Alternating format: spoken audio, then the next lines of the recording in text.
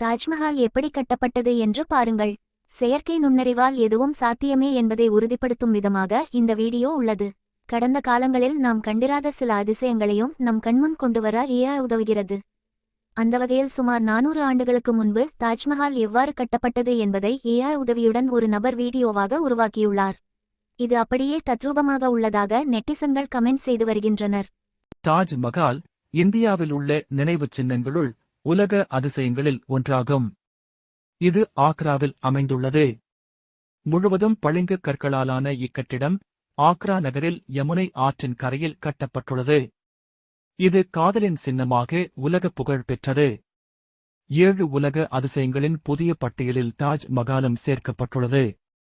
இக்கட்டிடம் முகலாய மன்னனான ஷாஜகானால் இறந்து போன அவரது இளம் மனைவி மும்தாஜ் நினைவாக 22,000 பணியாட்களைக் கொண்டு 1631 முதல் 1654 ஆண்டுக்கு இடையில் கட்டி முடிக்கப்பட்டது.